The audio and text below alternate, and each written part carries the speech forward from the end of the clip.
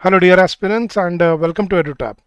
सो guys, अगर आप कोई भी बैंकिंग एग्जाम की तैयारी करना चाहते हैं या अगर आप रेगुलेटरी बॉडी एग्जाम जैसे आरबीआई ग्रेड बी की तैयारी करना चाहते हैं तो ये सीरीज़ को फॉलो करिएगा। ये बहुत ही हेल्पफुल सीरीज़ है। इसमें आपको डेली लेक्चर्स मिलते हैं और आप अपने एग्ज़ाम की कंप्लीट प्रिपरेशन यहाँ से कर सकते हैं।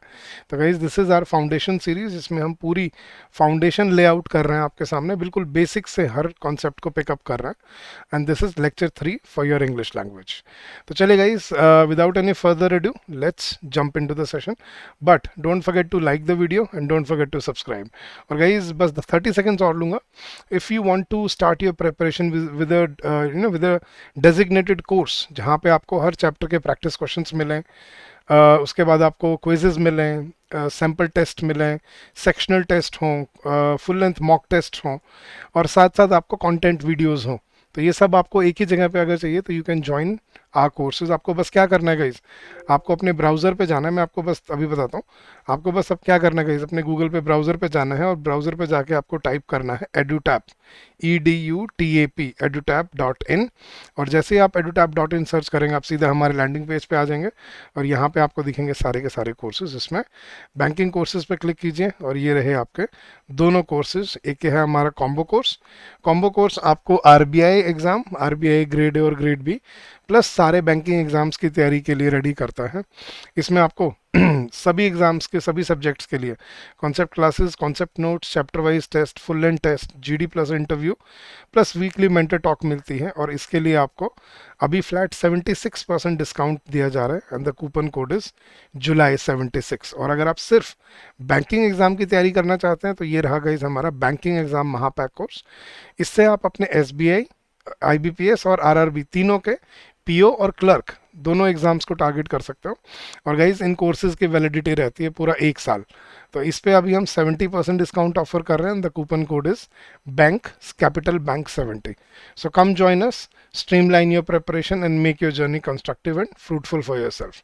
अगर आपको और डिटेल में जानना है कि क्या क्या डिलीवरेबल्स हैं तो आप यहाँ से ब्रोशर डाउनलोड कर सकते हैं एंड ब्रोशर में आप हर डिटेल्स को अपनी नीड के अकॉर्डिंग समझ सकते हैं, पढ़ सकते हैं। चलिए, तो स्टार्ट करते हैं गाइज। अब तक हमने पिछले 2 लेक्चर्स में क्या सीखा था गाइज? सबसे पहले हमने सीखा स्ट्रक्चर ऑफ सेंटेंसेस, कि सेंटेंसेस को कैसे स्ट्रक्चर किया जाता है।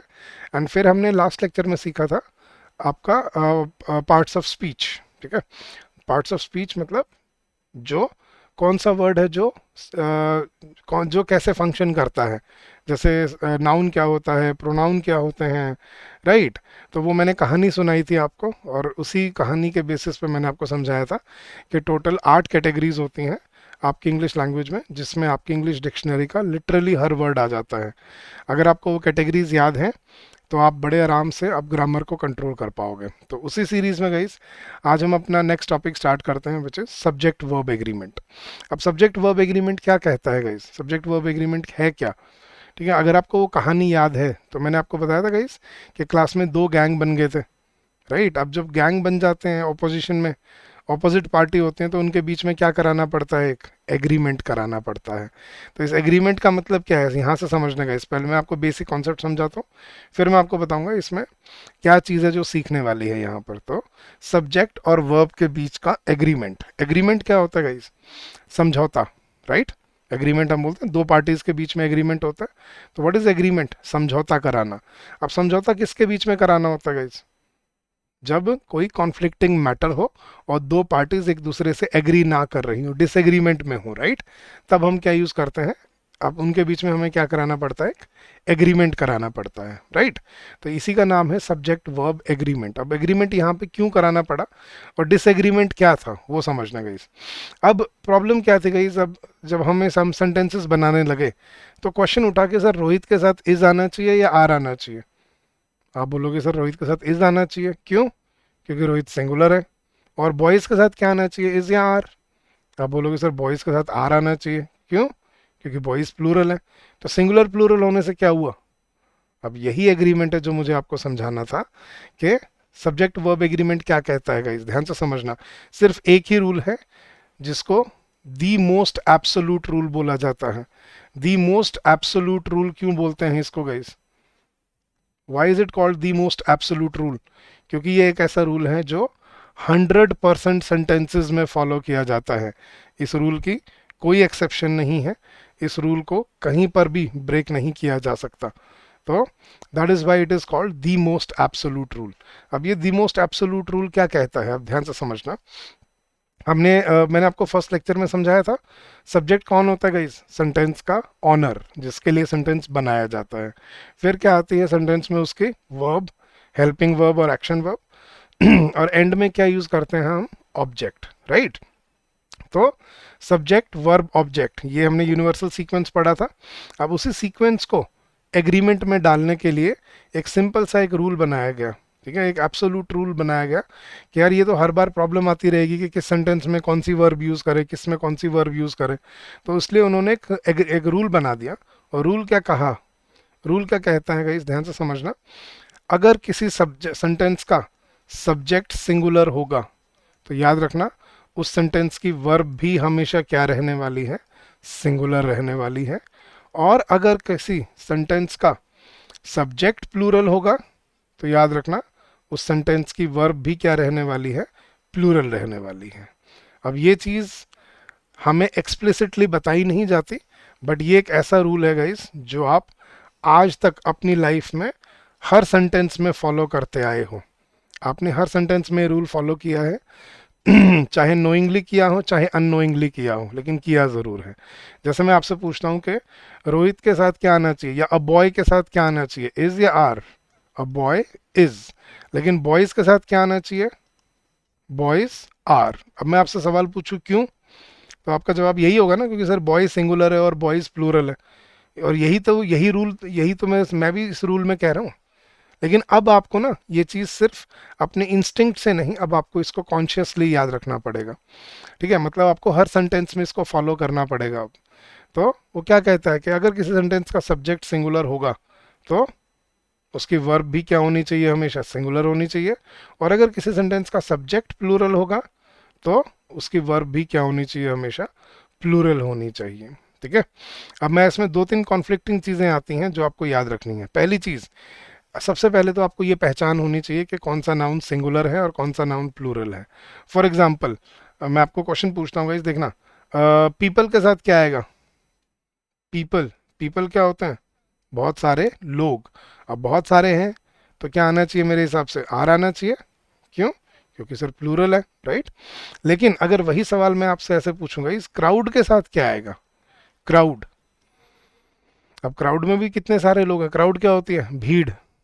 अब भीड़ में भी कितने सारे लोग हैं, बहुत सारे लोग हैं, तो आर आना चाहिए, नहीं, क्या आएगा क्राउड के साथ, इज। अब यहाँ से सवाल उठता है कि सर पीपल जब बहुत सारे लोग थे तो आपने आर लगाया, लेकिन क्राउड में भी तो बहुत सारे लोग थे। तो गाइस अब यही चीज़ समझनी है आपको, फ़र्क क्या है people as a noun, as a word is a plural word, और crowd as a word is a singular word. Crowd क्या होता है, एक भीड़, लोगों का एक जमघट जिसको हम बोलते हैं, जहाँ पे लोग इकट्ठे हो जाते हैं जैसे अपने परिवार में बहुत सारे मेंबर्स हैं, राइट, लेकिन हम सभी मेंबर्स को इकट्ठा क्या बोल देते हैं, फैमिली। अब फैमिली में मेंबर्स तो बहुत हैं, लेकिन माय फैमिली इज, राइट। अब जो हम क्रिकेट खेलते हैं, मान लो प्लेयर्स तो 11-11 हैं, लेकिन 11 प्लेयर्स को हम इकट्ठा क्या बोल देते हैं, टीम, द टीम। अब टीम जब एक वर्ड है, उसको कलेक्टिवली मैंने बोल दिया, तो टीम क्या होगा, एक singular word. So the team is playing really well. तो staff, team, committee, jury, panel, board, bureau, crowd, family, audience, ये वर्ड्स क्या होते हैं गाइस, ये ऐसे वर्ड्स होते हैं जिनमें लोग तो बहुत सारे हैं, लेकिन फिर भी ये क्या रहते हैं, सिंगुलर रहते हैं। तो आपको आज के बाद क्या समझना है कि आपको गिनती नहीं करनी गाइस, मैथमेटिक्स नहीं चलेगा इंग्लिश में, याद रखना एक चीज़ तो सबसे पहले, ठीक है। मैथमेटिक्स का इंग्लिश में कोई रोल नहीं होता अब, ठीक है। मैथमेटिक्स को साइड में रखना, आपको इंग्लिश के अकॉर्डिंग रूल लगाना है यहाँ पर। तो आपको ये नहीं देखना कि कितने लोग हैं उस वर्ड के अंदर, आपको ये देखना है कि वो वर्ड सिंगुलर है या प्लूरल है। अब आपके मन में ये आ रहा होगा कि सर हमें कैसे पता चलेगा कि कोई वर्ड सिंगुलर है या प्लूरल है। ये मैं नेक्स्ट टॉपिक जब नाउंस करवाऊंगा आपको तो उसमें समझाऊंगा कि ये कैसे डिसाइड किया जाता है कि कोई नाउन सिंगुलर है या प्लूरल है। मतलब मोस्टली तो हमें पता होता है, लेकिन जिनका नहीं पता उनमें हम कैसे डिसाइड करेंगे कि वो सिंगुलर है या प्लूरल है, वो हम नेक्स्ट लेक्चर में डिस्कस करेंगे, बट अभी पहले समझो जो बेसिक हम नाउन्स को यूज़ करते हैं अपनी लाइफ में, डे टू डे लाइफ में, उनमें क्या रूल बनता है कि अगर सब्जेक्ट सिंगुलर होगा तो वर्ब सिंगुलर होनी चाहिए, और अगर सब्जेक्ट प्लूरल होगा तो ये और वर्ब तो वर्ब भी क्या होनी चाहिए, हमेशा प्लूरल होनी चाहिए। इस रूल को कहा जाता है guys the most absolute rule of English language. याद रखना, इस रूल का कोई तोड़ नहीं है, इस रूल के कोई एक्सेप्शन नहीं है इंग्लिश लैंग्वेज में। देखना, मैं आपको आगे जितने भी रूल्स करवाऊंगा ना, सभी की एक्सेप्शंस होगी, लेकिन इस रूल की कोई एक्सेप्शन नहीं बनती। क्यों? क्योंकि ये एक ऐसा रूल है जो हमेशा फॉलो किया जाएगा, हर सेंटेंस में फॉलो किया जाएगा, इसीलिए इसको क्या बोलते हैं, दी most absolute rule of English language. समझ आ रही है चीज़ गाइस? अब इसमें आपको दो चीज़ें याद रखनी है। पहली चीज़, आज के बाद, ठीक है, कॉन्शियस आइडेंटिफिकेशन ऑफ सब्जेक्ट। सबसे पहले तो गाइस, सबसे पहला आपका स्टेप क्या है? आज तक हम ये चीज़ नहीं देखते थे, लेकिन आज आपको, आज से ये चीज़ स्टार्ट करनी पड़ेगी, और ये आपकी सबकॉन्शियस में होना चाहिए गाइस। देखो, मुझे इतने साल हो गए हैं पढ़ाते हुए, और इंग्लिश बोलते हुए तो पता नहीं डेकेड्स हो गए होंगे शायद, लेकिन आज भी मेरी ये सबकॉन्शियस हैबिट है कि जब भी मैं कोई सेंटेंस पढ़ रहा होता हूँ तो सबसे पहले at the in the back of my head, मतलब सबकॉन्शियसली मेरा दिमाग अपने आप सब्जेक्ट को ढूंढ के चलता है। वो हैबिट बन गई है, अब आपकी भी बन जाएगी अगर आप इसको थोड़ा सा थोड़े दिन फॉलो करोगे, ये आपकी भी बड़े आराम से हैबिट बन जाएगी। लेकिन शुरू शुरू में आपको थोड़ा सा कॉन्शियस एफर्ट डालना पड़ेगा। तो कॉन्शियस आइडेंटिफिकेशन ऑफ सब्जेक्ट, सबसे पहले आपको सेंटेंस में सबसे पहले क्या करना है गाइज, सेंटेंस में सब्जेक्ट आइडेंटिफाई करना आना बहुत ज़रूरी है। सब्जेक्ट आइडेंटिफाई नहीं कर पाओगे, सेंटेंस में गलतियां करोगे ही करोगे। मेरा क्या मतलब है सब्जेक्ट आइडेंटिफिकेशन? अब वो कई बार ना आपको एक सेंटेंस में, देखो जैसे मैंने अ बॉय बोल दिया या बॉयज़ बोल दिया, यहाँ तो क्लियर है सब्जेक्ट कौन है, लेकिन कई बार वो ऐसे सेंटेंस बनाता है जहाँ पे सब्जेक्ट क्लियर नहीं होता। फॉर एग्जाम्पल, मैं एग्जाम्पल देता हूँ, जैसे मैंने बोला the group of students, yes guys, the group of students is going या are going on a trip. मैं सिंपल से एग्जांपल से समझा रहा हूँ ताकि आपको क्लैरिटी रहे। हाँ जी गाइस, अपनी फर्स्ट इंस्टिंक्ट से बताना। अगर आप खुद से अगर ये सेंटेंस बनाते तो आप अपने मन से पूछ के बताना, ये नहीं कि मैं सवाल पूछ रहा हूँ इसलिए, अपने मन से, तभी गलतियां ढूंढ पाओगे। हाँ जी गाइस, अगर आप अपने मन से पूछ के बताना, अगर आप ये सेंटेंस बनाते आप यहाँ पे क्या लगाते, the group of students is going या the group of students are going on a trip? मेरे ख्याल से शायद क्या लगाते आप, आर। किसको देख के? स्टूडेंट्स को देख के, राइट? गलत। ये गलती आज के बाद नहीं करनी। सब्जेक्ट कहाँ होगा? सब्जेक्ट मैंने आपको बताया था गाइस, सब्जेक्ट कहाँ मिलता है? सेंटेंस की स्टार्टिंग में, शुरुआत में जो पहला नाउन आता है ना, वो होता है 99% of the time subject of the sentence. ठीक है, तो सबसे पहले स्टार्टिंग में जो फर्स्ट नाउन मिले आपको, उसको आइडेंटिफाई करना स्टार्ट करो, जहाँ से सेंटेंस स्टार्ट हो रहा है, मेन सेंटेंस। ठीक है, अब ये अगर मैं ये बोल दूं कि अब जैसे उसने यूँ स्टार्ट कर दिया, last year the group of students was going या were going on a trip when the accident happened, मान लो उसने ऐसा सेंटेंस बना दिया, तो लास्ट ईयर कोई सेंटेंस का स्टार्टिंग थोड़ी है, लास्ट ईयर तो टाइम फ्रेम है, राइट? तो हमें सेंटेंस जहाँ से स्टार्ट हो रहा है, द ग्रुप ऑफ स्टूडेंट्स, तो यहाँ पे हमें ये आइडेंटिफाई करना है सब्जेक्ट यहाँ पर ग्रुप है, स्टूडेंट सब्जेक्ट नहीं है।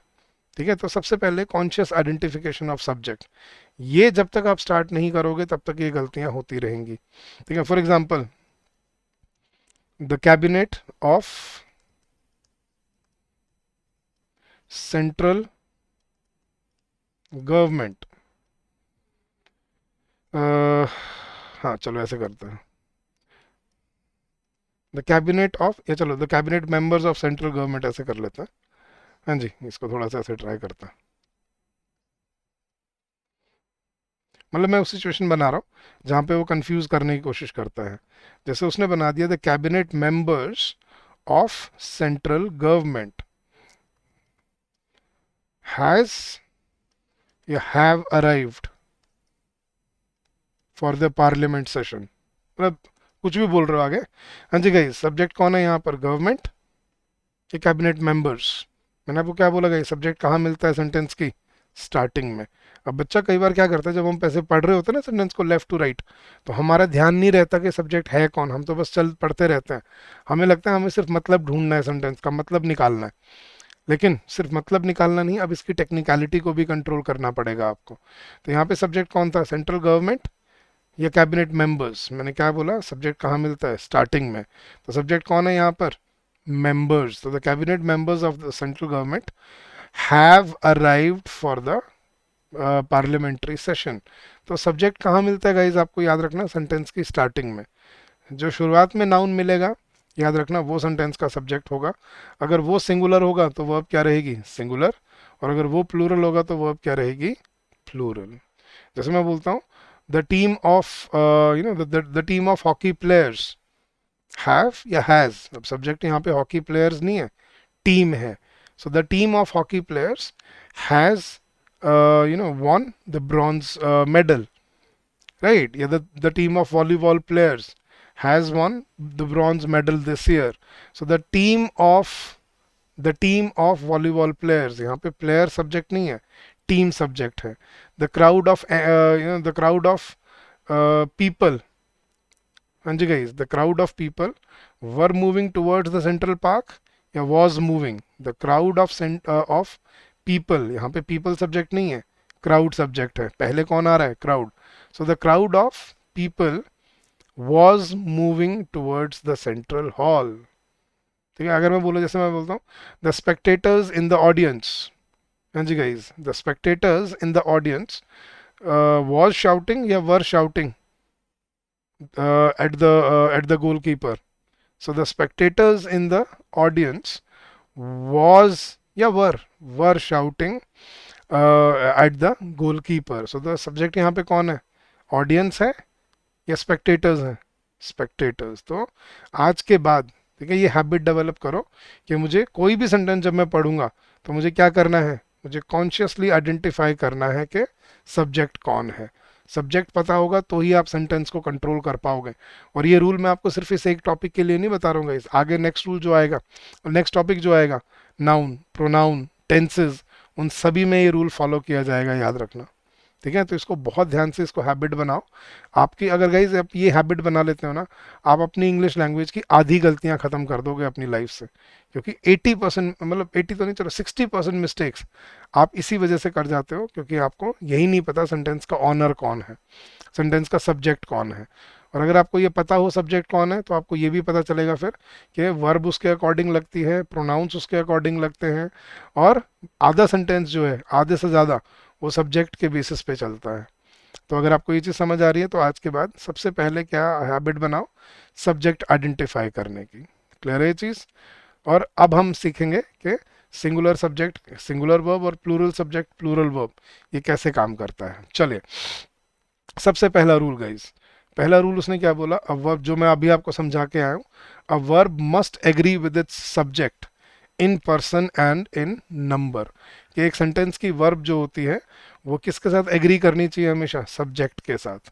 मतलब वही बात वही है कि सब्जेक्ट सिंगुलर अगर है तो वर्ब क्या होनी चाहिए, सिंगुलर होनी चाहिए। और सब्जेक्ट अगर प्लूरल है तो वर्ब भी क्या होनी चाहिए, प्लूरल होनी चाहिए। क्लियर है चीज़। अब एक ना, जहाँ पे सबसे मेजर मिस्टेक्स जो होती है वो होती है गाइस ये वाली। देखना, मैं आपको फर्स्ट पर्सन, सेकंड पर्सन और थर्ड पर्सन का समझाता हूँ। गाइस कैसे याद रखना है आपको कि किस में कौन सी वर्ब लगती है। देखना गाइस, जब हम, अब देखो, नॉर्मली हमें पता है कि आई के साथ हम क्या बोलते हैं, एम। ठीक है, ही के साथ क्या बोलते हैं, इज। दे के साथ क्या बोलते हैं, आर। ही के साथ वॉज, शी के साथ वॉज, बट दे के साथ वर। ये हेल्पिंग वर्ब्स तो हमें कहीं ना कहीं मालूम है, लेकिन गलती कहाँ पे होती है, जब सेंटेंस में सब्जेक्ट के बाद सीधा एक्शन वर्ब आ जाए। मतलब प्रेजेंट इंडेफिनिट सेंटेंस में गाइस, ये प्रेजेंट, सिंपल प्रेजेंट बोल लो इसको, simple present tense. Simple present tense क्या होता है, जहाँ पे वर्ब की फर्स्ट फॉर्म यूज की जाती है। तो सिंपल प्रेजेंट टेंस में गलतियां बनना स्टार्ट होती हैं। सिंपल प्रेजेंट टेंस क्या बोलता है, देखना, आई के साथ कौन सी वर्ब यूज होती है, जैसे जब हमें वर्ब की फर्स्ट फॉर्म यूज करनी होती है ना, उसको बोलते हैं सिंपल प्रेजेंट टेंस। तो जैसे मैं बोला, आई प्ले क्रिकेट। ठीक है, प्लूरल में हम क्या बोलते हैं guys, we play, you play, they play cricket. Plurals में, या बॉयज प्ले, कोई प्रोनाउन नहीं, नाउन भी लगा लो। ठीक है, we, you, they, we play cricket, you play cricket, they play cricket. तो हम क्या यूज कर रहे हैं यहाँ तक, वर्ब की फर्स्ट फॉर्म। बट सिंगुलर में याद रखना गाइज, थर्ड पर्सन सिंगुलर जिसको बोलते हैं, ठीक है, third person singular, third person singular के साथ आपको क्या याद रखना है, ही। अब ही के साथ हम क्या बोलते हैं, ही प्ले या he plays, he plays cricket. हमें अब सिंगुलर में हमें क्या करना होता है, वर्ब को सिंगुलर बनाने के लिए वर्ब में एस ऐड करना पड़ता है। ये चीज़ है जो बहुत सारे बच्चों को नहीं मालूम या पता है बट उसको फॉलो नहीं करते। वर्ब में हमें क्या ऐड करना पड़ता है, एस ऐड करना पड़ता है। देखना गाइस ये बड़ा ऑपोजिट होता है, हम नाउन्स में हम एस लगाते हैं नाउन को प्लूरल बनाने के लिए, जैसे बॉय का प्लूरल बॉयज, तो एस लगा के क्या बना दिया, प्लूरल बना दिया। गर्ल का प्लूरल गर्ल्स, एस लगा के क्या बना दिया, प्लूरल बना दिया। लेकिन वर्ब में ऑपोजिट होता है बिल्कुल, मतलब इन्वर्सली, मतलब वो रिलेटेड है ये, कि नाउन में एस लगा के नाउन प्लूरल बनता है, लेकिन वर्ब में एस लगा के वर्ब सिंगुलर बनती है। ये बहुत सारे बच्चों को नहीं पता होता, ये चीज़ फॉलो करना स्टार्ट करो, क्योंकि एग्जाम में बहुत गलतियां बनती हैं इस चीज़ पे। ठीक है, नाउन में एस लगा के नाउन प्लूरल बनाया जाता है, याद रखना, लेकिन वर्ब में वर्ब उल्टा होती है, वर्ब में एस लगा के वर्ब को सिंगुलर बनाया जाता है। जैसे I work, I work in this company. We work, you work, they work. But he works. She works in this company. Reena works. Rohit works in this company. ठीक है, I देखना अब ये ओ वाले क्या होते हैं, बच्चों को बहुत प्रॉब्लम आती है इसमें। I go by car. We go by car. You go by car. But he goes by car. अब हमें वर्ब में क्या ऐड करना पड़ा, ई एस ऐड करना पड़ा ओ की वजह से। I do my work diligently, we do our work diligently, you do your work, but he does, she does, Rohit does, Reena does her work diligently. तो डू का क्या बन जाता है सिंगुलर में, डज बन जाता है। तो बहुत बच्चों को ये प्रॉब्लम आती है, सर ये डू का डज कब बनता है, थर्ड पर्सन सिंगुलर में, किस किस के साथ, ही, शी, इट, या कोई भी सिंगुलर नाउन है, जैसे India, India does not encroach upon other territories of other countries. ठीक है, या India does not does not intermediate in any global conflict. so India does not, he does not, Rohit does not, Reena does not, she does not, it does not। तो do का does कब बनता है, third person singular के साथ जब verb लगाई जाती है। I eat, we eat, you eat, boys eat, people eat, but he eats, she eats, Reena eats. ठीक है, I eat but he Yeats. तो ये चीज़ है जो आपको आज के बाद फॉलो करनी पड़ेगी गाइस। और अगर आपको ये सेंटेंसेस सुनते हुए या पढ़ते हुए अगर ये चीज़ क्लिक नहीं करती तो फिर गलतियां नहीं समझ आएंगे, याद रखना। जैसे मैं एक बड़ा फनी एग्जांपल देता हूँ। कुछ साल पहले गाइस एक गाना आया था, अगर आपको याद हो तो, अगर आप पंजाबी म्यूजिक सुनते हो, अगर आप सुनते हो तो कुछ साल पहले गाना आया था, शी डोंट नो मुंडा तेरे ते क्रेजी, ऐसे करके, शी डोंट नो मुंडा तेरे से क्रेजी। अब मैं तो भाई मैं ठहरा इंग्लिश टीचर, अब मुझे तो गलतियां दिखती हैं, तो जैसे मैंने पहली बार गाना सुना मेरे दिमाग में वही चल रहा है, शी डोंट नो होना चाहिए या शी डजंट नो होना चाहिए। अब शी है तो सिंगुलर है, शी के साथ क्या लगना चाहिए, डोंट या डज नॉट, डू नॉट या does not, so does not आना चाहिए इस अकॉर्डिंग तो फिर गाने में क्यों, गाने में डोंट क्यों बोल रहा है भाई, गाने से ग्रामर नहीं सीखनी, यही लेसन है आपके लिए। कई बच्चा सोचता है सर इंग्लिश म्यूजिक सुन के इंग्लिश सीखने मिल जाएगी क्या, वो गाइस वो गाने हैं, उनमें आपको मतलब वो राइम बनाने के लिए, कुछ एक्सप्रेस करने के लिए है, वो ग्रामर सिखाने के लिए नहीं है। तो समझो एक चीज़ को, आपको ग्रामर को अपने लॉजिक से फॉलो करना पड़ेगा, कॉन्सेप्ट से, ये नहीं कि बस आंख बंद करके जो चल रहा है उसी को फॉलो कर लिया।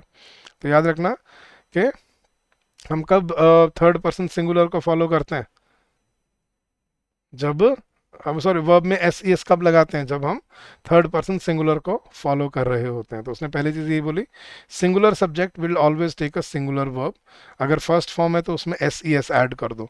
Plural subject will always take a plural verb, और agreement must be maintained regardless of the sentence, कि सेंटेंस चाहे कुछ भी हो हमेशा एग्रीमेंट फॉलो होगा ही होगा। मैंने बताया ना absolute, the most absolute rule of English language, the most absolute rule मतलब वो तो होगा ही होगा। जैसे एग्जांपल देखना guys, the chairman of the newly constituted committee, subject कौन है यहाँ पर, मैंने बोला ना कॉन्शियस आइडेंटिफिकेशन शुरू करो अब सब्जेक्ट की, सब्जेक्ट था चेयरमैन, चेयरमैन क्या है सिंगुलर, प्रपोज या proposes a series of reforms. अब चेयरमैन सिंगुलर है तो सिंगुलर के लिए हमें वर्ब में क्या लगाना पड़ेगा, वर्ब को सिंगुलर बनाने के लिए एस ई एस, तो प्रपोज आएगा, प्रपोजेज आएगा। The chairman of the newly constituted committee proposes a series of reforms that challenge conventional policies. Next, the student who regularly, देखना student सब्जेक्ट कौन है यहाँ पर, student. So the student who regularly attends, ये देखो attends आ रहा है, attend नहीं attends, एस क्यों लगाया वर्ब में, सिंगुलर बनाने के लिए. So the student who regularly attends the weekend research workshops performs better than his peers, कि वो स्टूडेंट जो regularly weekend research workshop attend करता है वो अपने साथियों से बेटर परफॉर्म करता है. सो दो वर्ब आ जाए, चाहे अगर सब्जेक्ट वही है तो दोनों वर्ब सिंगुलर बनानी पड़ेंगे आपको. So the student who regularly attends the weekend research workshops performs better than his peers. A child, अब देखो चाइल्ड क्या होता है, singular. A child who have been या हैज बीन, देखो सिंगुलर में हमें क्या लगाना पड़ेगा, हैज बीन. तो a child who has been neglected at home often develops behavioral issues at school. develops क्यों बोला, develop क्यों नहीं, क्योंकि सब्जेक्ट कौन है यहाँ पे, चाइल्ड, सिंगुलर. तो सिंगुलर में हमें वर्ब में क्या ऐड करना पड़ता है, एस ई एस ऐड करना पड़ता है, राइट. द ऑर्गेनाइजेशन दैट, ये देखो फिर सब्जेक्ट कौन है यहाँ पे, organization. The organization that operates, operates बोला है, ऑपरेट नहीं, operates across several continents maintains strict ethical codes. The group of young volunteers, ये देखो गाइस सब्जेक्ट कौन है यहाँ पे, वॉलंटियर्स या ग्रुप, यही एग्जांपल दिया था मैंने. अब ग्रुप सिंगुलर है तो यहाँ पे क्या आना चाहिए था, वर्क या वर्क्स. अब ऐसे गलतियां पकड़ी जाती हैं एग्जाम में. तो the group of young volunteers work या works tirelessly. So the group of young volunteers works tirelessly to assist flood affected families. Several multinational corporations, subject कौन है यहाँ पर, कॉरपोरेशंस. तो क्या यूज किया, इन्वेस्ट्स आएगा, इन्वेस्ट आएगा. Several multinational corporations invest heavily in renewable energy projects across Asia. Next, the participants in the marathon. Subject कौन है यहाँ पे, marathon या participants? Subject है participants. जो पहले आएगा वो subject बनेगा. So the participants in the marathon run या runs. अब subject अगर plural है तो अब हमें verb में s लगाने की जरूरत नहीं है. So the participants in the marathon run not only for health but also for raising funds for charity. The teachers in the government institution, subject कौन है, teachers. So the teachers in the government institutions often struggles या struggle. अब teachers plural है तो अब s लगाने की कोई जरूरत नहीं है teachers के बाद verb में, राइट. तो स्ट्रगल विद इनएडिक्वेट इंफ्रास्ट्रक्चर. तो ये एस ई एस लगाने वाली जो गलतियां ना बहुत आती है एग्जाम में. इसको बहुत अच्छे से प्रैक्टिस करना गाइस, क्योंकि इसके बिना आप कॉन्सेप्ट नहीं समझ पाओगे. ठीक है, चलिए गाइस नेक्स्ट रूल स्टार्ट करने से पहले, ठीक है, मैं आपको एक क्वेश्चन पूछता हूँ. हाँ जी गाइस बताइए मुझे, चैट बॉक्स में बताना. यस गाइस, रशिया के साथ क्या आना चाहिए, इज या आर, रशिया इज या रशिया आर. आप बोलोगे सर रशिया, रशिया इज आएगा या रशिया सिंगुलर है. और अच्छा इंडिया के साथ क्या आना चाहिए, इंडिया इज या इंडिया आर. आप बोलोगे सर इंडिया भी सिंगुलर है, इंडिया इज आएगा. तो आपने बोला रशिया के साथ भी इज आएगा, आपने बोला इंडिया के साथ भी इज आएगा. लेकिन अगर मैं इन दोनों को एक सेंटेंस में जोड़ दूं, जैसे रशिया एंड इंडिया, अब सवाल है क्या आएगा, इज या आर. इज डेवलपिंग या are developing S-500 missile system together. Example बना रहा हूँ तो बताना guys, Russia and India is developing या आर डेवलपिंग. अब बोलोगे सर आर आएगा अब तो, क्यों अब आर क्यों आएगा गाइस. आपने बोला सर ये एंड आ गया, तो एंड आने से क्या हुआ सर, ये दो सब्जेक्ट हो गए. अब वेरी गुड, अब यही क्वेश्चन था, क्या एक सेंटेंस में दो सब्जेक्ट हो सकते हैं. मतलब देखो सब्जेक्ट कौन होता था, ऑनर ऑफ द सेंटेंस. लेकिन अब सवाल ये है, क्या एक सेंटेंस में एक से ज़्यादा ऑनर हो सकते हैं, मल्टीपल ऑनर्स हो सकते हैं. गाइस कब हो सकते हैं, देखो अगर अगर वर्ड ही प्लूरल है वो तो अलग चीज़ है, लेकिन क्या एक वर्ड से ज़्यादा सब्जेक्ट हो सकते हैं सेंटेंस में. यस. देखना गाइस नेक्स्ट रूल, अगर दो नाउन्स एंड से जुड़े हैं तो याद रखना वो क्या करते हैं, वो दोनों क्या बन जाते हैं, सब्जेक्ट बन जाते हैं. जैसे India and Russia are, Rohit and Reena are, ठीक है, Rahul and his friends are. तो जब भी दो नाउन्स के बीच में एंड होता है ना गाइस, तो एंड क्या करता है, दोनों नाउन्स को क्या क्या कर देता है, जोड़ देता है, सब्जेक्ट बना देता है. और जब ये दोनों जुड़ जाते हैं तो ये क्या लेते हैं फिर, प्लूरल वर्ब लेते हैं, क्योंकि एक से ज़्यादा सब्जेक्ट हो गए तो क्या बन जाएंगे, वो प्लूरल बन जाएंगे। तो नॉर्मली क्या होता है गाइस, देखो एक्स एंड वाई मतलब प्लूरल सब्जेक्ट बन गए, प्लूरल सब्जेक्ट क्या लेंगे, प्लूरल वर्ब लेंगे। एग्जाम्पल देखना गाइस, इसके एक्सेप्शंस भी हैं, ठीक है, एक्सेप्शन भी सुनना, बट पहले आप एग्जाम्पल देख लो। जैसे पॉवर्टी एंड अनएम्प्लॉयमेंट, दो चीज़ें होगी, रिमेन्स या रिमेन, अब प्लूरल हो गया तो क्या आएगा यहाँ पे, remain the biggest challenges for policymakers in developing nations. The principal and the teachers, कितने हो गए, एक से ज़्यादा हो गए, प्लूरल हो गए, have resolved to introduce a new discipline policy. Excessive television watching and poor dietary habits, जुड़ गए दो चीज़ें, contribute significantly to obesity in children. Social media and digital advertising play a critical role in shaping consumer behavior today. Honesty and integrity are valued more in the long run than temporary success achieved by deceit. But अब इसके exception देखना guys, sir ये तो हमें पता था जब दो नाउन के बीच में एंड होता है तो प्लूरल हो जाते हैं, ये हमें मालूम था, ये अपने बचपन से देखा भी हुआ है, and I expect you to know this. लेकिन अब इसमें कभी कभी कंफ्यूजन कैसे होती है देखना, ब्रेड एंड बटर, अब देखो यहाँ पे भी एंड आ रहा है, लेकिन आगे देखना, इज माई ओनली मील या are my only meal on most mornings when I am rushing for work. अब यहाँ पे देखना कैसा, देखो सर आपने तो बोला था एंड आएगा तो वो प्लूरल हो जाएंगे, बट इसको थोड़ा सा लॉजिक भी लगाना है इसमें। कैसे, क्या जब आप ब्रेड एंड बटर की बात कर रहे हो, क्या आप ब्रेड अलग खाते हो बटर अलग खाते हो, या बटर को ब्रेड पे लगा के वो एक मील बन जाती है आपकी, कि भाई सुबह सुबह जब मैं ऑफिस भाग रहा होता हूँ तो ब्रेड बटर मेरी सबसे कॉमन ब्रेकफास्ट है, तो ब्रेड एंड बटर, तो ब्रेड एंड बटर यहाँ पे वो एक मील बन गई ना। अब मैं ऐसे बहुत एग्जाम्पल दिखाऊंगा आपको जहाँ पे एंड के साथ दो नाउन तो यूज हो रहे हैं लेकिन वो आइडिया एक ही है, मतलब वो एक ही एंटिटी बन जाते हैं। जैसे एग्जांपल देखना guys, lime and soda, lime and soda क्या होता है, नींबू और सोडा, मतलब नींबू पानी बन जाते हैं दोनों मिलके। तो अब lime and soda is a digestive drink या are a digestive drink, lime and soda is a digestive drink. क्या नींबू अलग पीते हो सोडा अलग पीते हो, नहीं। इडली एंड सांबर या idli and dosa is the staple food या are the staple food of South India, is the staple food, ठीक है, ये is the staple dish of South India. और एग्जांपल देखना गाइस, जैसे ये कितने सारे ब्रांड्स के नाम है, Mahindra and Mahindra, Jack and Jones, L N T, right, कितने कंपनीज है जो दो वर्ड से जुड़ के बनती हैं, लेकिन क्या ये प्लूरल हो जाती हैं एंड लगने से, नहीं, ठीक है, तो वो लॉजिक लगाना है।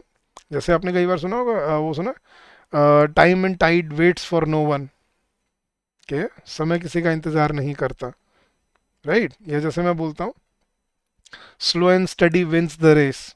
अब slow and steady wins the race क्यों है, वो क्या बोल रहा है कि भाई वो इंसान, इंसान तो एक ही है ना, वो इंसान जो स्लो और स्टडी, मतलब स्लोली और स्टडीली चलता है वो हमेशा जीतता है। तो इंसान तो एक ही है, स्लो एंड स्टडी, आइडिया तो एक ही है।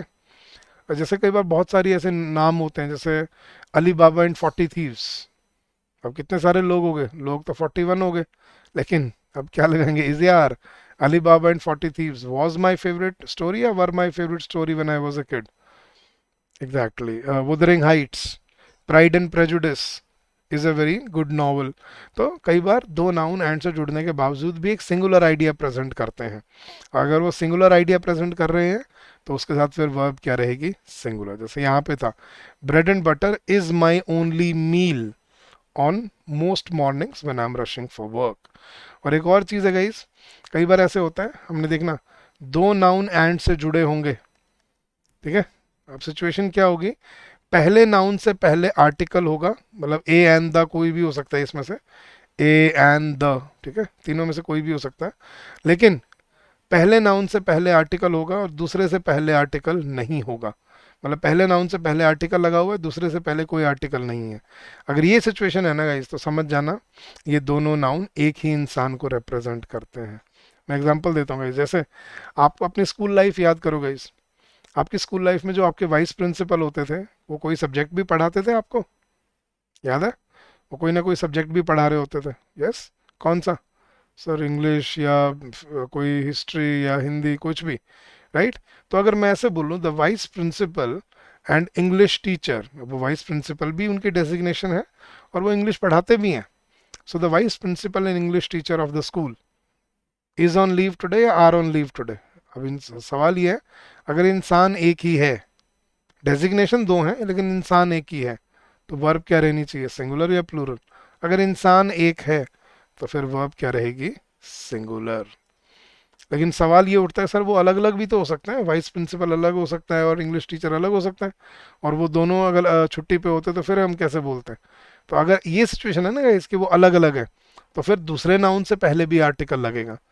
ठीक है, अगर ये होता है the vice principal and the English teacher, अगर दोनों के सामने द होता तब हमें समझ आता कि वो अलग अलग एंटिटीज हैं, फिर हम लगाते आर ऑन लीव। लेकिन अगर ऐसे है, जब आपको फर्स्ट नाउन से पहले आर्टिकल मिले और सेकंड नाउन से पहले आर्टिकल नहीं हो, तो समझ जाना ये ब्रैकेट वाला काम हो रहा होता है। ब्रैकेट मतलब इन दोनों नाउन्स, क्योंकि दोनों एक ही इंसान के लिए, तो हमने आर्टिकल कॉमन बाहर निकाल लिया ब्रैकेट से।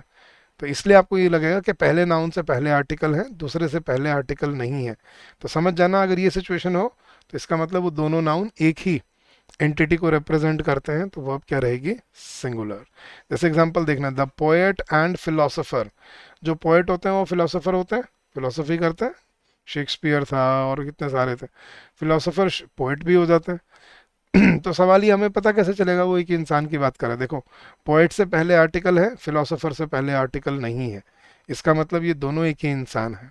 So the poet and philosopher is remembered for his writings on nationalism. कैसे पता चला वो सेम इंसान है, पहले नाउन से पहले आर्टिकल था, दूसरे से पहले आर्टिकल नहीं था। इस सिचुएशन में हमें क्या समझना है कि वो दोनों नाउन एक ही एंटिटी को रिप्रेजेंट करते हैं और वो अब क्या रहती है, सिंगुलर। जैसे मैं बोल दूं कि the black and white the black and white TV, ठीक है, ब्लैक एंड वाइट टीवी होते थे बचपन में अगर आपने देखे हो। So the black and white TV, TV एक ही है लेकिन वो ब्लैक एंड वाइट है। So the black and white TV was lying in the, या were lying in the corner of the room, was lying. तो ये समझना है, अगर दो नाउन एंड से जुड़े हैं, और ये सिर्फ एंड में होगा और कहीं नहीं, अगर दो नाउन एंड से जुड़े हैं और फर्स्ट नाउन से पहले आर्टिकल आ रहा है लेकिन सेकंड नाउन से पहले आर्टिकल नहीं आ रहा, इसका मतलब वो दोनों नाउन एक ही इंसान को, एक ही एंटिटी को रिप्रेजेंट कर रहे हैं, फिर इसका मतलब वर्ब क्या रहेगी, सिंगुलर। हाँ, दोनों के सामने आर्टिकल है, फिर वो अलग अलग एंटिटीज को रिप्रेजेंट कर रहे हैं, फिर वर्ब क्या रहेगी, प्लूरल। हाँ जी, the increasing demand for resources and the lack of effective governance pose threats to sustainability. तो अगर मतलब यही था कि नॉर्मली अगर दो नाउन्स के बीच में एंड है तो वो दोनों सब्जेक्ट बन जाते हैं, और दोनों सब्जेक्ट बनते हैं तो फिर वो क्या लेते हैं अपने साथ, एक प्लूरल वर्ब लेते हैं। ये सिर्फ कब है, एंड के साथ।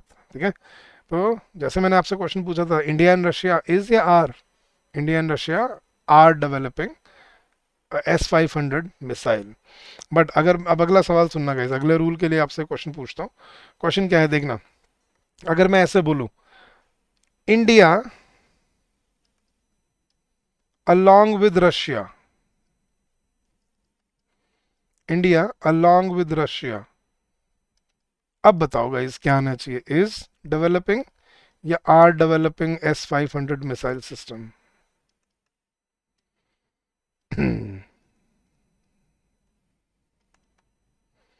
हाँ जी,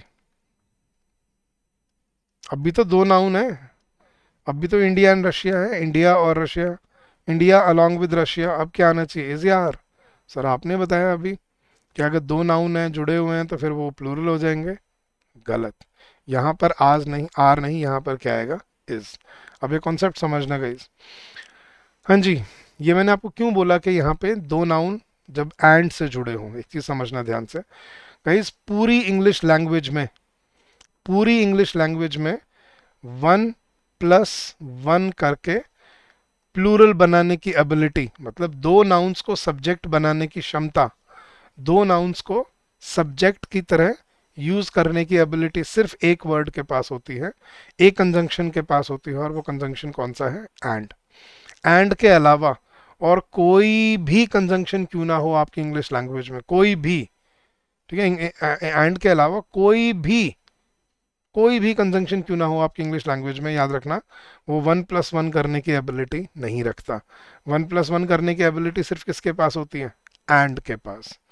ठीक है, जब एंड लगा होता है ना दो नाउन के बीच में, तब वो दोनों सब्जेक्ट बनते हैं और वो प्लूरल वर्ब लेते हैं। लेकिन अगर एंड के अलावा कोई भी कंजंक्शन आ जाए, जैसे as well as, along with, together with, besides, just like, notwithstanding, कुछ भी आ जाए, मतलब यार मैं सोच रहा हूँ आइदर और नीदर, कुछ भी आ जाए, याद रखना 1+1 करने की एबिलिटी सिर्फ किसके पास होती है?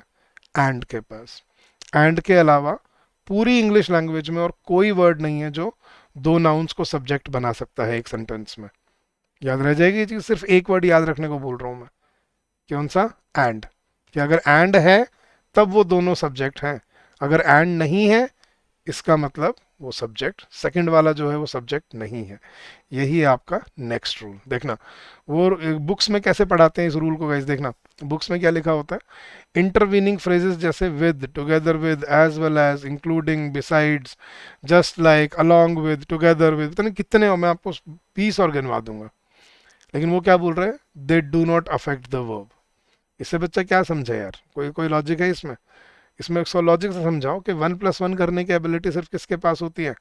एंड के पास। एंड के अलावा कोई भी कंजंक्शन अगर आ गया, एंड के अलावा कोई भी कंजंक्शन अगर आ गया, तो याद रखना वो 1+1 करने की एबिलिटी नहीं कर सकता। जैसे एज वेल एज आ गया, एंड के अलावा, एंड की जगह पे अगर एज एज की, एंड की जगह या एंड के अलावा कोई और, जैसे as well as, along with, together with, कोई भी कंजंक्शन क्यों ना आ जाए, एंड के अलावा और कोई भी कंजंक्शन क्यों ना आ जाए, याद रखना इस सिचुएशन में जो सेकंड नाउन होगा वो कभी भी सब्जेक्ट नहीं कहलाएगा। ठीक है, वो सब्जेक्ट की तरह ट्रीट नहीं किया जाएगा। तो फिर सब्जेक्ट सिर्फ कौन होगा? जो फर्स्ट नाउन होगा, और वो डिसाइड करेगा कि आगे वर्ब क्या आएगी। अगर वो सिंगुलर होगा पहले वाला तो वर्ब क्या रहेगी? सिंगुलर। और अगर वो प्लूरल होगा तो वर्ब क्या रहेगी? प्लूरल। कहने का मतलब क्या है? मतलब ये जो सेकंड वर्ड, जो सेकंड नाउन होगा ना, ये सब्जेक्ट की तरह ट्रीट नहीं किया जाता। याद रह जाएगी ये चीज गाइस। 1+1 करने की एबिलिटी सिर्फ किसके पास होती है पूरी इंग्लिश लैंग्वेज में? सिर्फ एंड के पास। तो उसने क्या बोला है? Ignore the phrase in the middle, verb agrees with only the main subject. के जो बीच में फ्रेज है उसको अवॉइड कर दो और सिर्फ फर्स्ट नाउन की तरफ देखो जो पहले आ रहा है, वो डिसाइड करेगा कि वर्ब क्या आएगी। जैसे एग्जांपल देखना, और इस पे बहुत गलतियां हो जाती हैं हमसे गाइस, क्योंकि हमें रूल बताया नहीं गया आज तक कभी बचपन से। जैसे the finance minister along with his delegation, along with, 1+1 नहीं हो रहा, इसका मतलब डेलीगेशन सब्जेक्ट नहीं है। सब्जेक्ट सिर्फ कौन है यहाँ पे? Finance minister. क्या रहेगा? Is scheduled to meet international investors tomorrow. Sir इसमें तो कोई प्रॉब्लम थी ही नहीं, क्योंकि मिनिस्टर था और डेलीगेशन थी, दोनों सिंगुलर थे। अब यहाँ देखना कैसे गलतियां होती है, देखना the prime minister together with senior cabinet members. अब अगर सोचें तो प्राइम मिनिस्टर है, साथ में सीनियर कैबिनेट मेंबर्स है, कितने लोग हो गए? बहुत सारे लोग हो गए। तो मन में तो आ रहा है प्लूरल आना चाहिए, राइट? लेकिन प्लूरल आएगा नहीं। क्यों? क्योंकि कैबिनेट मेंबर्स सब्जेक्ट नहीं है, क्योंकि बीच में क्या आ रहा है? Together with. और दो नाउन्स को सब्जेक्ट बनाने की एबिलिटी सिर्फ किसके पास होती है? एंड। अगर यहाँ टुगेदर विद की जगह एंड होता ना, फिर आता हैव, फिर आती प्लूरल वर्ब। लेकिन अगर एंड नहीं है तो आप सेकंड नाउन को नहीं देखोगे, सिर्फ किसको देखोगे? फर्स्ट नाउन को। सो यहाँ पे क्या है? The prime minister together with senior cabinet members has outlined the new climate policy. The student as well as his project partners. अभी लग रहा है कि सब्जेक्ट स्टूडेंट है और साथ में उसके पार्टनर्स हैं, बहुत सारे लोग हो गए ये तो, राइट? तो क्या आना चाहिए? प्लूरल नहीं आना चाहिए? नहीं, सब्जेक्ट यहाँ पे पार्टनर्स नहीं है, क्योंकि बीच में एंड नहीं आ रहा, और एंड के अलावा कोई भी कंजंक्शन 1+1 नहीं कर सकता, मतलब दो नाउन्स को सब्जेक्ट नहीं बना सकता। तो यहाँ पे सब्जेक्ट सिर्फ कौन है? Student. So the student as well as his project partners was commended for the innovation. The athlete accompanied by his coach and trainers. यहाँ पे देखो, यहाँ पे बेशक एंड आ गया, लेकिन फर्स्ट नाउन को जब हम कनेक्ट कर रहे हैं अकम्पनीड बाय के साथ, तो इसका मतलब मेन सब्जेक्ट से कोई और कनेक्ट नहीं हुआ। तो सब्जेक्ट सिर्फ यहाँ पे कौन है? एथलीट। कोच और ट्रेनर्स ये सब्जेक्ट नहीं है। So the athlete accompanied by his coach and trainers is expected to arrive shortly. The proposal in addition to earlier recommendations, in addition to, 1+1 नहीं हो रहा, सब्जेक्ट सिर्फ कौन है, proposal. So the proposal, in addition to earlier recommendations, was approved unanimously by the board. The president, no less than his advisors, acknowledges the urgent need for reforms. Acknowledges क्यों? Subject सिर्फ कौन है, president. President singular है, और singular के लिए हमें verb में क्या ऐड करना पड़ेगा, एस ई एस ऐड करना पड़ेगा. Next, the old palace with its adjoining gardens stands as a reminder of the city's rich history. Stands क्यों? यहाँ पे गार्डन सब्जेक्ट नहीं है, यहाँ पे सब्जेक्ट सिर्फ कौन है, पैलेस. ठीक है, किला. So the old palace with its adjoining garden stands as a reminder. Stands क्यों? क्योंकि पैलेस सिंगुलर है, और सिंगुलर में हमें वर्ब के साथ क्या करना पड़ता है, एस ई एस लगाना पड़ता है.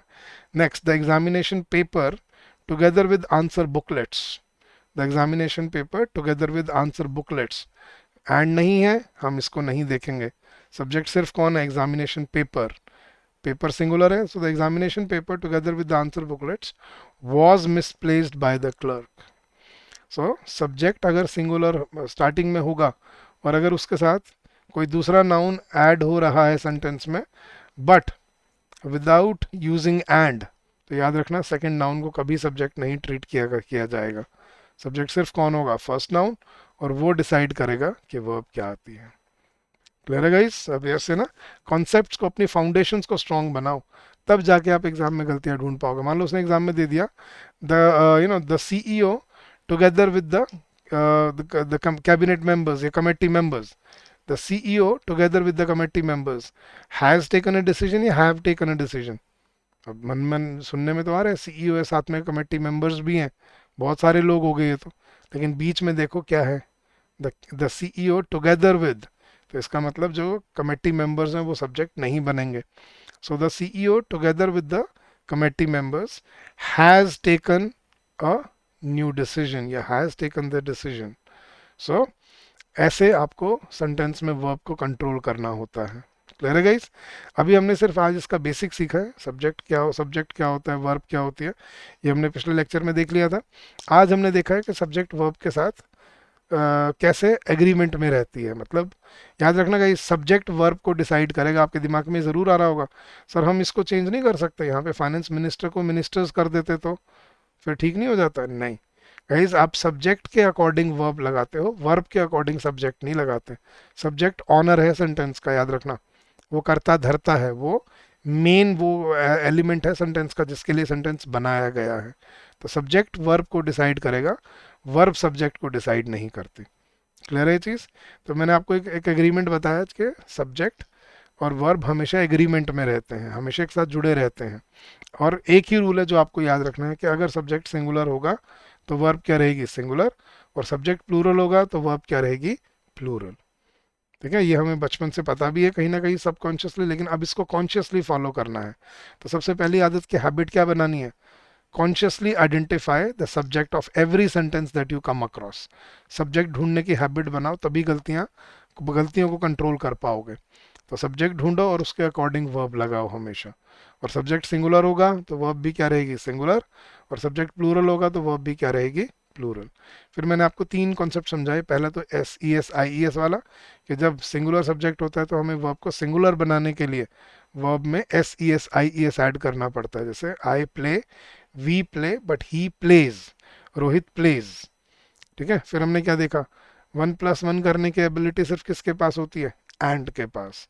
दो नाउन्स को सब्जेक्ट सिर्फ कौन बना सकता है, एंड.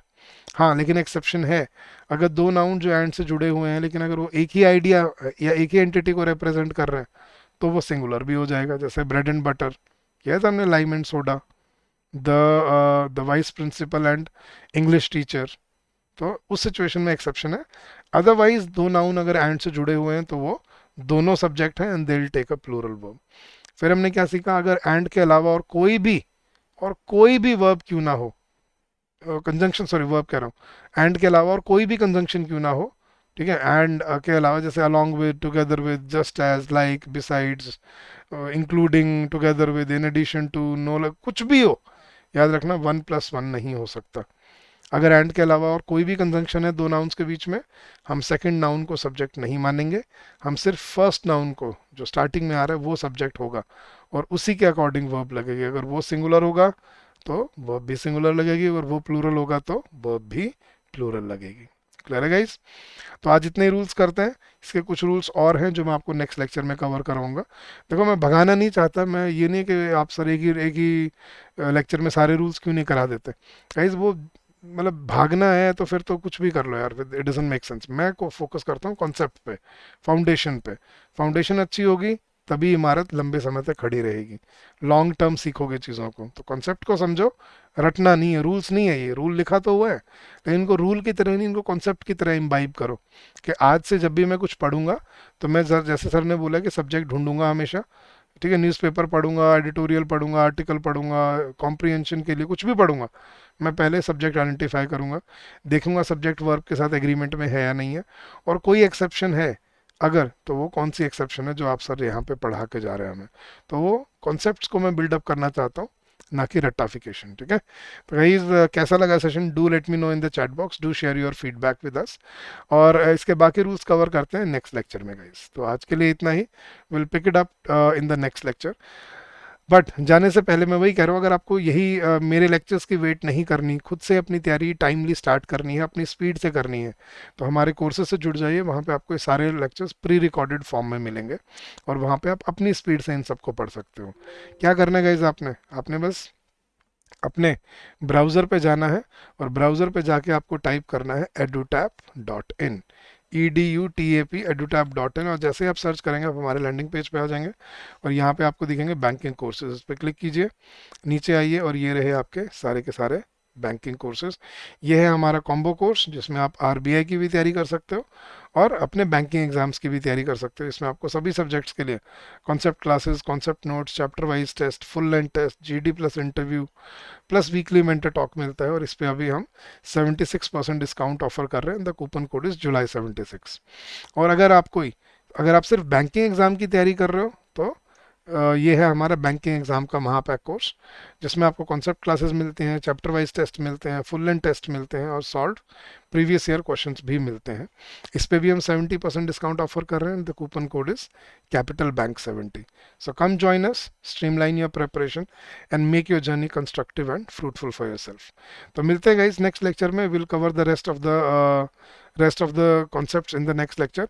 बट अगर आपका कोई डाउट हो, कोई क्वेरी हो regarding anything at all, please feel free to call us on this number during the office hours, which is 8146207241, or you can also drop us an email at hello@edutap.co.in. So thank you so much once again. Keep on working hard, keep on giving your best, and I'm sure in the long run you will come out with flying colors. So thank you, see you soon in the next lecture. Till then, have a good day, take care, bye bye guys.